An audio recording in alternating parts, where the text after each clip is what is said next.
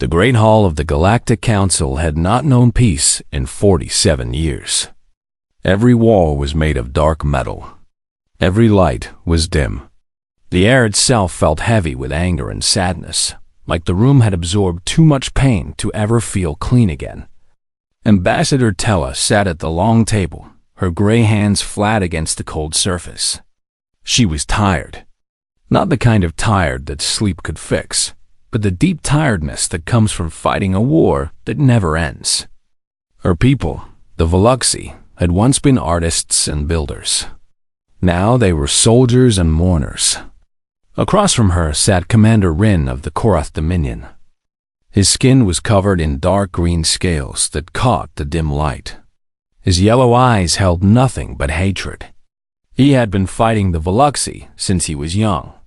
He did not remember a time before war. "Your ships destroyed 3 more colony vessels last week," Tella said. Her voice was steady, but inside she wanted to scream. Those ships carried families, children. They were going to start new lives on empty worlds, far from this war. Rin did not blink. "Your people fired first at the Nebula Crossing. 60 years ago. My grandfather's entire fleet was destroyed. 2,000 Korath warriors burned to nothing in the black between stars. That was before I was born," Tella said. "It does not matter. We remember. We will always remember." High Arbiter Morn watched this exchange from the head of the table. He was very old, even by the standards of his kind. His body was made of living crystal, and in his youth he had glowed with bright blue light. Now his light was dim and flickering, like a candle near the end of its life. He had sat in this chair for 9,000 meetings between the Veluxi and the Korath. 9,000 times he had listened to the same arguments. 9,000 times he had watched both sides leave angrier than when they arrived. In the beginning, Morn had believed peace was possible. He had believed that reasonable beings would eventually choose life over death. He no longer believed this. "There must be an end to this war," Morn said. His voice was like wind through glass, beautiful and sad. "Your people are dying. Both of your people. 17 star systems have been destroyed. 4 billion lives lost. For what?" "For justice," Rin said. "For survival," Tella said. Morn closed his eyes. It was always the same. The war had started over something small, as most wars do. A Korath patrol ship had encountered a Veluxi trading vessel near the Nebula Crossing, a beautiful cloud of gas and light where both species had once gathered to watch the stars. There was a misunderstanding. Someone fired a weapon. Within hours, fleets were mobilizing. Within days, planets were burning. That was 60 years ago. Now, no one alive remembered the original incident clearly. The stories had changed with each telling. The Korath said the Veluxi attacked without warning. The Veluxi said the Korath fired first. Old records were lost or destroyed. The truth was buried under decades of blood and fire. But the war continued, not because either side could win, but because neither side could stop. Too many had died. Too much had been lost. To make peace now would mean admitting that all that death had been for nothing. So they kept fighting. Rin stood up, his chair scraping against the metal floor. "I did not come here to listen to lectures from crystal fossils. The Korath Dominion will have its vengeance. When the last Veluxi is dead, then there will be peace." Tella also stood. "And my people will defend ourselves until the last Korath falls. We did not start this war, but we will finish it." "You both say the same things," Morn said quietly. "You have been saying them for nearly 50 years. Do you not see that you have become mirrors of each other? You hate each other so much that you have become the same." Neither Rin nor Tella responded. They gathered their assistants and prepared to leave. In 3 days, their fleets would meet again in battle. More ships would burn. More families would receive news of dead sons and daughters. The cycle would continue. Morn remained at the table, his light growing even dimmer. He wondered if he would live to see the end of this war. He suspected he would not. He suspected no one would. Then the doors burst open. A young communications officer, a small being with 4 arms and nervous eyes, ran into the chamber. He was breathing hard, and his tablet was clutched against his chest like a shield. "Hi, Arbiter. I apologize for the interruption, but something has happened." Morn looked up. "What is it?" "A new species, High Arbiter. They have entered Council space. A single ship, unlike anything in our records. They are transmitting a message on all frequencies." Rin's hand went to his weapon. "Invaders? From beyond the rim?" "No, Commander. They claim to be peaceful. They say they have traveled very far and wish to make contact with the civilizations of this region." The officer swallowed hard. "They call themselves humans. They are from a planet called Earth." Tella frowned. "I have never heard of this species." "No one has, Ambassador. They appear to be new."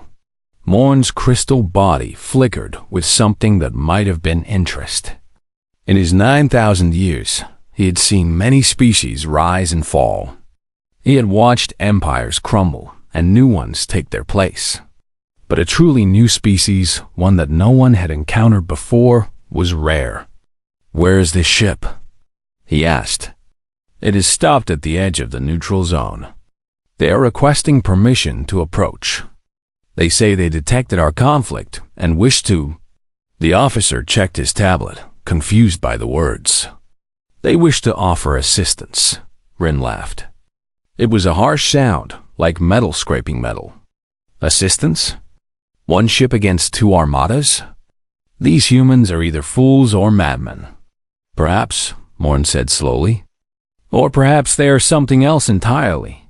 Something we have not seen before." He made a decision. After 9,000 failures, what was one more attempt? Grant them permission to approach. I would like to meet these humans. And so, without knowing it, the galaxy took its first step towards something impossible. Something the beings far older and wiser than humanity had given up on long ago. Peace. Captain Park Yuna stood on the bridge of the Sol Horizon and looked at the view screen with wonder in her eyes. She had spent her whole life dreaming of this moment. First contact with alien life. The beginning of humanity's journey into a larger universe. She had not expected that journey to start in the middle of a war zone. "Captain," said Lieutenant Kan Do-hyun from his console, "we are receiving signals on 17 different frequencies. I think everyone out there wants to talk to us." Yuna nodded slowly. Through the view screen, she could see 2 massive fleets facing each other across the darkness of space. Thousands of ships, bristling with weapons, each one waiting for the order to attack. The tension was so thick she could almost feel it through the hull of her ship. "What are they saying?" she asked. "Mostly warnings. Some threats. A few questions about who we are and where we came from." Do-hyun looked up from his screen. "And one polite invitation to come aboard the station in the center. From someone called High Arbiter Morn. The one in charge?" "It seems so." Yuna took a deep breath. The Sol Horizon was Earth's first deep space vessel. It had taken humanity 50 years to build. It was the most advanced piece of technology her species had ever created. The pride of the United Earth Coalition. It was also just one ship against thousands. If the aliens decided to destroy them, there was nothing she could do to stop it. But Yuna had not come this far to turn back at the first sign of danger. "Accept the invitation," she said. "Take us in." Slowly, the Sol Horizon moved forward, passing between the 2 hostile fleets like a small fish swimming between 2 sharks. Every sensor on the ship screamed warnings. Every weapon on those alien vessels was powerful enough to turn them to dust in seconds, but no one fired. Everyone was too curious about the strange new ship to attack it. When they reached the station, Yuna was escorted to a large chamber filled with beings unlike anything she had ever imagined. Creatures of crystal and scale, of flesh and light, of forms that her mind struggled to understand. The Galactic Council, she realized. The rulers of this part of the galaxy. And all of them were staring at her. High Arbiter Morn sat at the head of a long table. His crystalline body glowed with faint blue light. And when he spoke, his voice was like music. "Welcome, Captain Park Yuna of Earth. You have traveled far to reach us." "Thank you, High Arbiter." Yuna stood straight, her hands clasped behind her back. "We have been watching your region of space for some time. When we detected signs of advanced civilizations, we knew we had to make contact." "You chose an unfortunate moment," said Commander Rin. His yellow eyes studied her with suspicion. "We are in the middle of a war. A war that has lasted nearly 50 of your Earth years." "We noticed," Yuna said calmly. "The weapon signatures were hard to miss. Then you understand that we have more important matters to deal with than greeting newcomers." Rin's voice was dismissive. "Go back to your small planet, human. This is not your concern." Ambassador Tella spoke up. Her gray skin seemed almost purple under the dim lights. "The commander is rude, but he has a point. This war has consumed our peoples for generations. There is nothing a single ship from an unknown world can do to change that." Yuna smiled. It was a small smile, calm and confident, the smile of someone who knows something others do not. "Actually," she said, "that is exactly why we are here. We would like to help." Silence fell over the chamber. Then Rin laughed, a harsh bark of disbelief. "Help? You? One ship against 2 armadas? What could you possibly do?" "Not fight," Yuna said. "Talk." She turned and gestured to someone behind her. An older woman stepped forward into the light. She had gray hair pulled back from her face and eyes that seemed to see right through people. Her name was Dr. Shin Yunji, and she was the most skilled negotiator Earth had ever produced. Yunji had ended civil wars that had lasted decades. She had convinced enemies who hated each other to sit down and find common ground. She had once talked a military commander out of launching nuclear weapons by asking about his daughter's birthday. She was not young, and she was not impressive to look at. But when she spoke, people listened. "My name is Shin Yunji," she said. Her voice was soft but clear. "I have spent my life helping people stop fighting. I have seen conflicts that seemed impossible to solve. I have watched enemies become partners and hatred turn into understanding." She looked at Rin, then at Tella. "I do not know your history. I do not know your pain. But I know war. And I know that every war, no matter how long it has lasted, can end, if the right people are willing to try." Morn leaned forward, his light flickering with interest.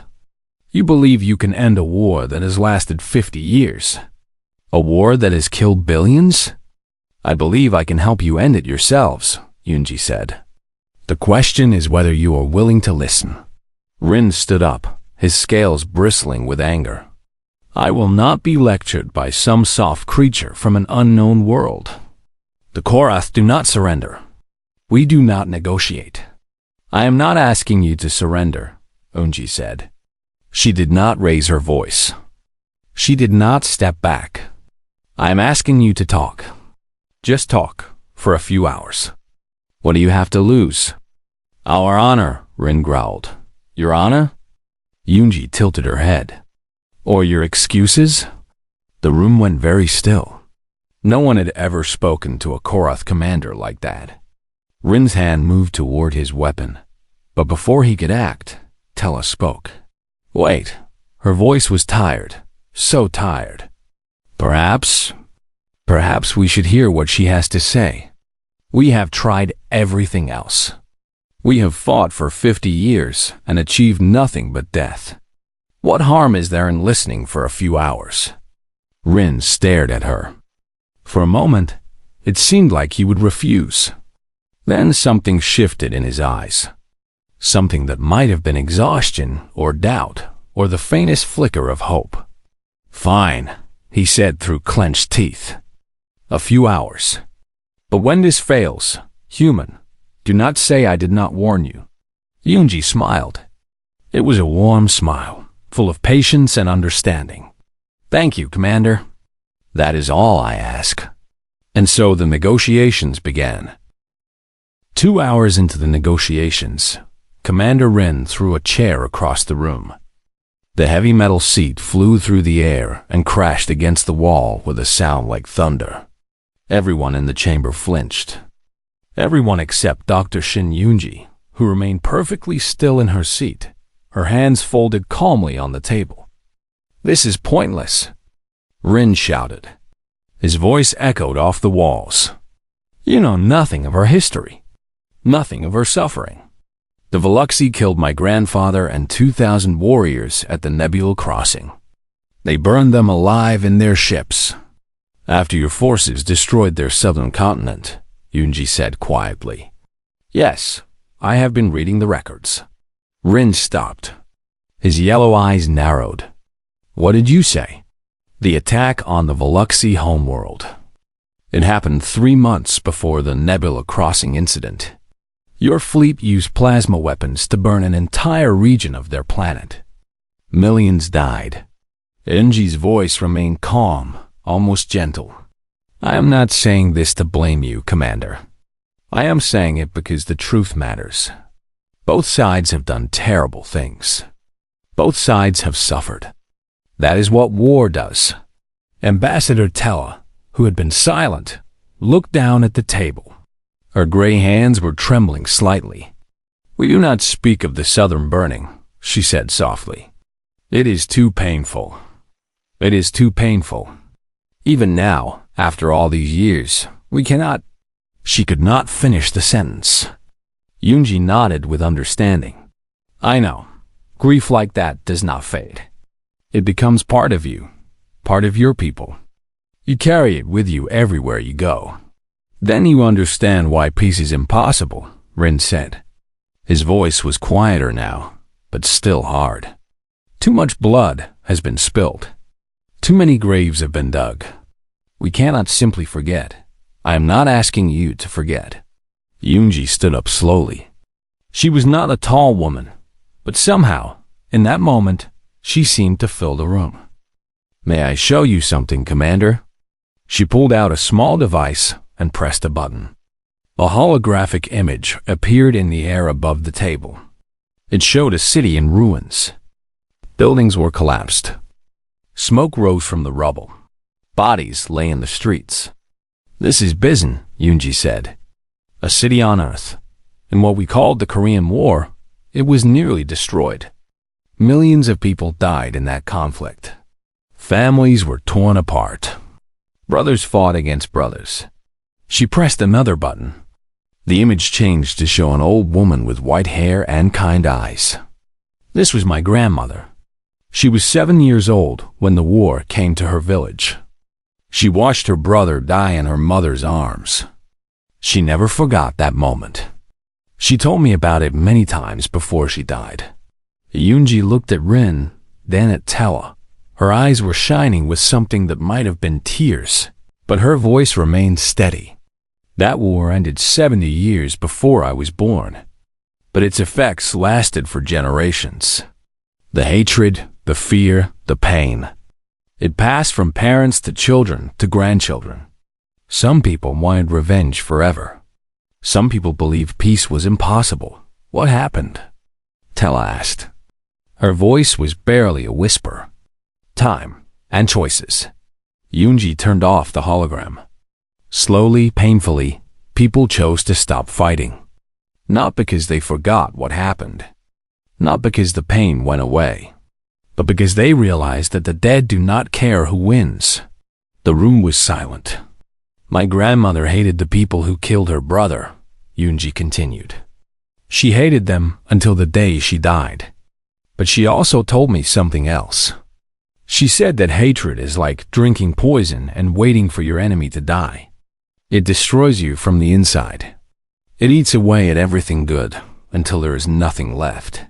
Rin's hands were clenched into fists. His scales rippled with emotion he was trying to hide. "You speak pretty words," he said.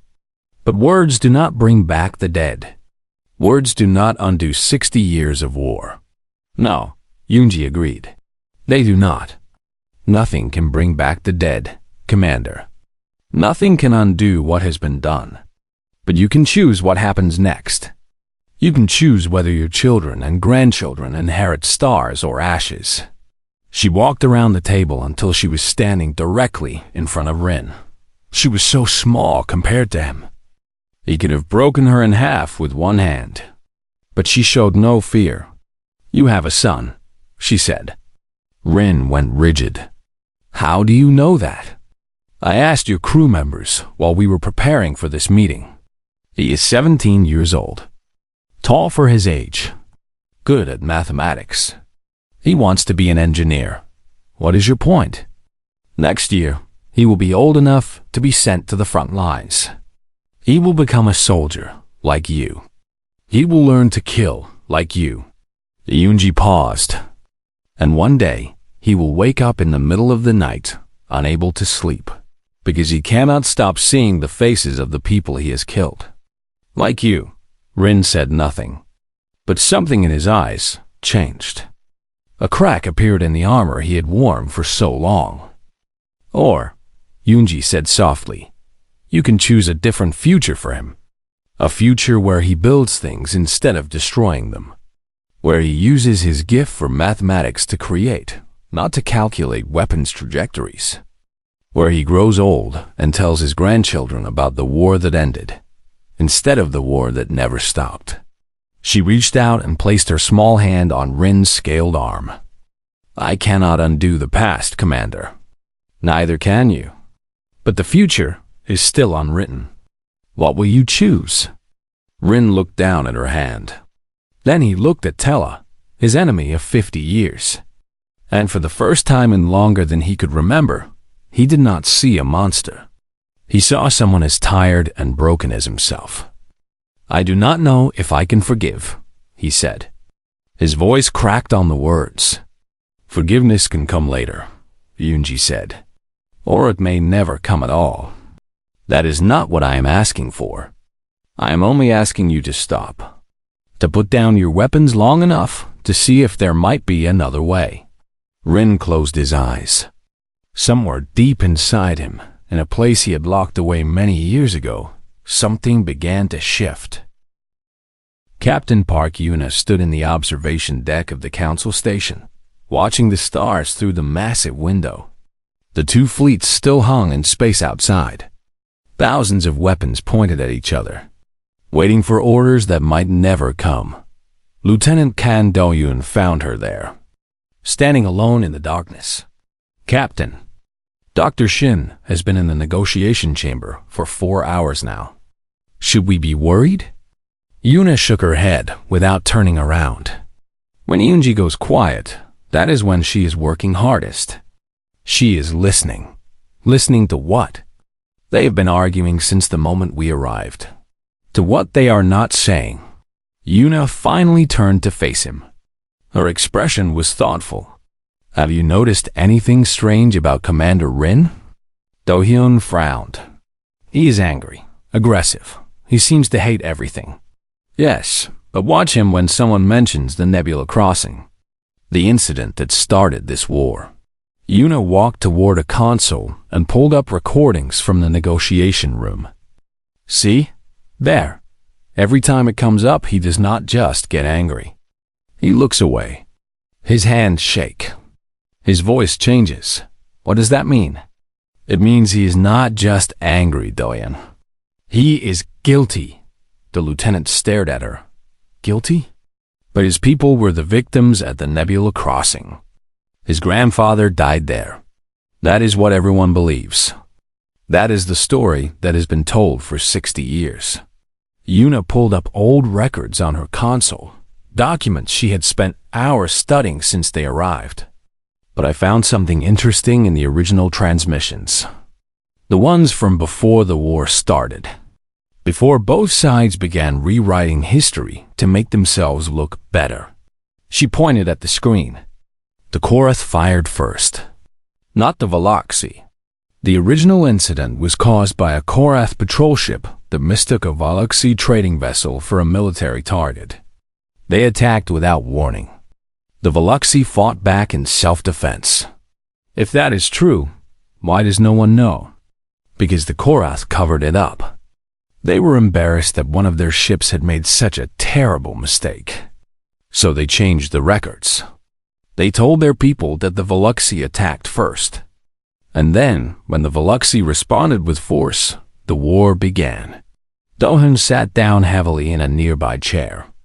So this entire war, 50 years of fighting, billions of dead, all because of a mistake and a lie. Yes, Yuma's voice was sad. And somewhere deep down, the Korath leadership knows it. They have been fighting ever since, because admitting the truth would mean admitting that everything, all the death and destruction, was for nothing. That they caused it themselves. What about the Veloxi? Why do they keep fighting? Because they are winning. Yuna pulled up strategic maps showing fleet positions and territory. Look at this. The Veloxi have better ships, more resources, stronger allies. If they push hard enough, they could probably destroy the Korath completely within the next few years. Then why do they not? Because then what? Yuna spread her hands. They inherit a galaxy full of species who watch them commit genocide. They become the monsters in every story told to children at night. They win the war but lose everything else. She turned back to the window. Both sides are trapped, Doyen. The Korath cannot stop fighting because admitting the truth would destroy them. The Veloxi cannot stop fighting because they have come too far to turn back. They have both been locked in this cage for so long that they have forgotten there is a door. And Dr. Shin? She is trying to show them the door. Inside the negotiation chamber, Unji had separated the two delegations. She sat alone with Commander Rin in a small room. Just the two of them, with no advisors or witnesses. Your father was on that patrol ship, she said. The one at the Nebula Crossing. Rin went very still. How do you know that? I found his name in the old records. Junior weapons officer on the KDS Thunderclaw. He was 23 years old. He fired the first shot. Stop. He reported to his superiors that the Veloxi vessel was armed and hostile. But the truth is that he panicked. He was young and scared, and he made a mistake. I said stop. The Korath command covered it up. They promoted your father, made him a hero, turned the incident into a rallying cry for war. He went along with it because the alternative was admitting that he had caused the death of thousands for nothing. He lived with that lie until the day he died.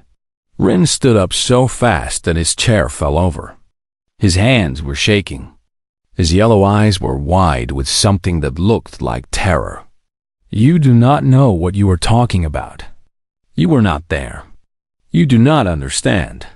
I understand that you were 12 years old when your father told you the truth. Yunji did not move from her seat. Her voice was gentle, almost kind.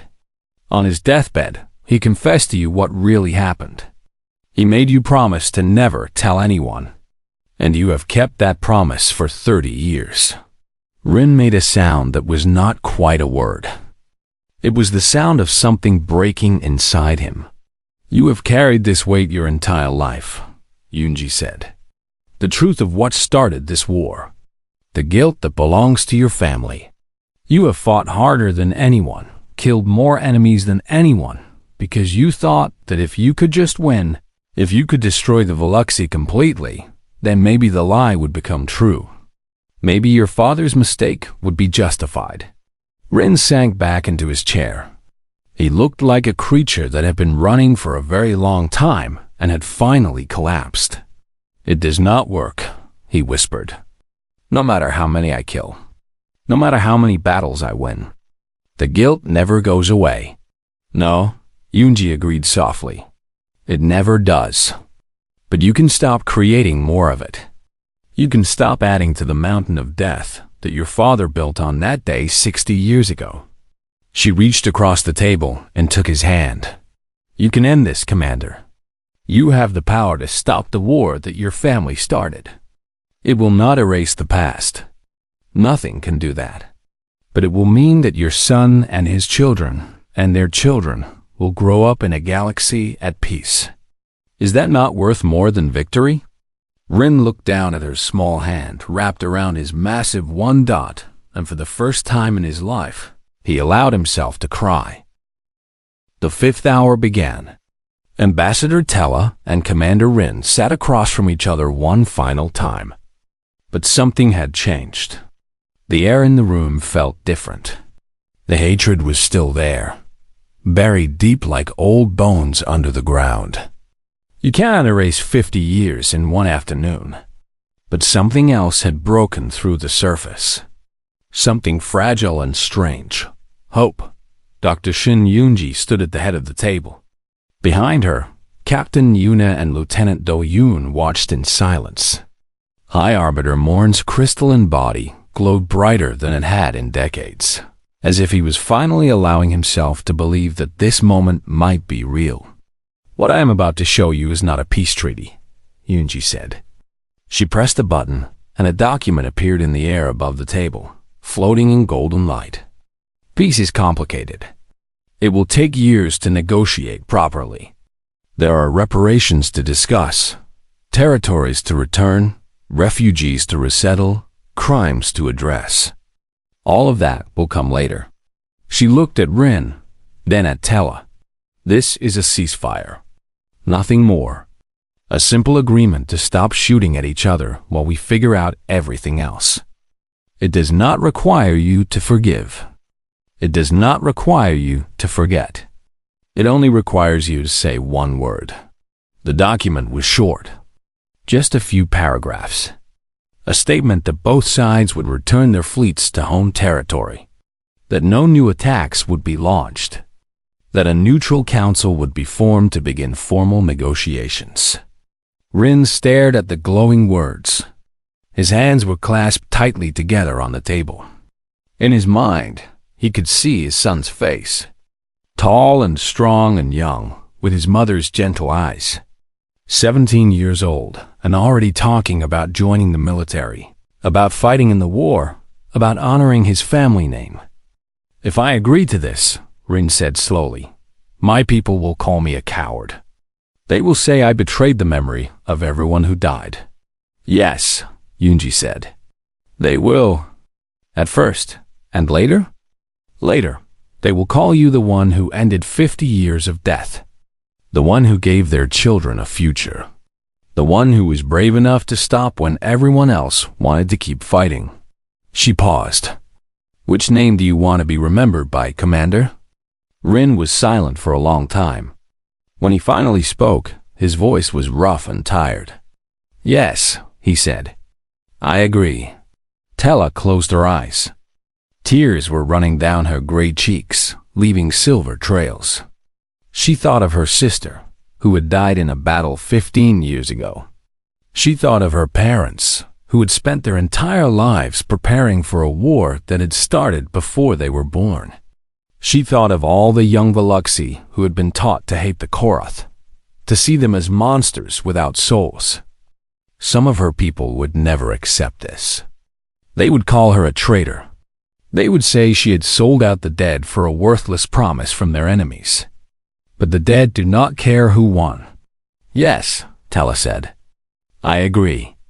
High Arbiter Morn rose from his seat. His light blazed brighter than anyone in the room had ever seen it, filling the chamber with blue radiance like the heart of a newborn star. Let it be recorded in the eternal archives of the Galactic Council, he said, his voice ringing like bells. On this day, the war between the Veluxi Collective and the Korath Dominion has ended.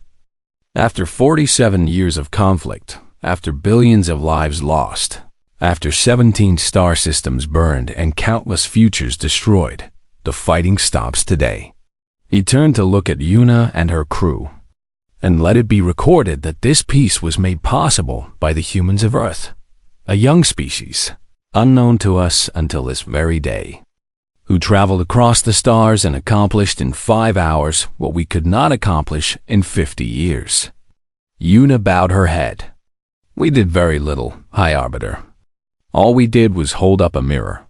Sometimes, Morn said softly, that is the hardest thing of all. The news spread across the galaxy like fire. On Karaith warships, soldiers lowered their weapons and stared at each other in disbelief. Some wept, some raged. Many did not know what to do with themselves. They had spent their entire lives preparing for battle. They did not know how to prepare for peace. On Veluxy worlds, people gathered in the streets and looked up at the sky. For generations, that sky had meant danger, death, the constant threat of enemy ships appearing without warning. Now, for the first time in 50 years, the sky was just the sky. Captain Una stood in the observation deck of the Council station, watching as the two fleets began to separate. Ships that had been locked in combat positions for decades were slowly, carefully turning away from each other. Weapons were powering down. Shields were lowering. It was like watching a fist unclench. Dr. Shin Yunji joined her at the window. She looked exhausted. The past 5 hours had drained everything out of her. But there was a small smile on her face. You did it, Una said. I just gave them permission to stop. Yunji accepted the cup of tea that Una offered her. They were ready. They had been ready for years. They just needed someone to show them it was okay to be tired. It was okay to want the fighting to end. The Council is calling us miracle workers. They are saying humans ended in 5 hours what they could not end in 50 years. Yunji laughed softly. We are not miracle workers, Captain. We are just experienced. We have been where they are. We know the way out because we have walked it ourselves many times. She looked out at the stars, at the two fleets drifting apart, at the vast galaxy waiting beyond. The question now is whether they will keep walking. This ceasefire is just the first step. The real work, the hard work, starts tomorrow, and the day after that, and every day for years to come. Building peace is much harder than making war. Do you think they will succeed? Yunji was quiet for a moment. Then she nodded slowly. I think they have a chance. A real chance. And sometimes, that is all anyone can ask for. Una watched the stars in silence. Somewhere out there, a Korath commander was thinking about his son. Somewhere else, a Veluxy ambassador was imagining a future where her children would never know what war felt like. It was a small thing, a fragile thing. A single moment of choice in a universe of endless violence. But it was a beginning. And sometimes, beginnings are enough. Far away, on a small blue planet called Earth, the news would arrive in a few days. The people there would learn that their ship, their crew, their doctor had helped end a war that had raged for half a century. They would celebrate. They would feel proud. But Dr. Shin Yunji would just smile and say what she always said. Humans did not conquer the galaxy with weapons. We conquered it with the one thing no other species had learned. The ability to stop fighting. And in the end, that made all the difference.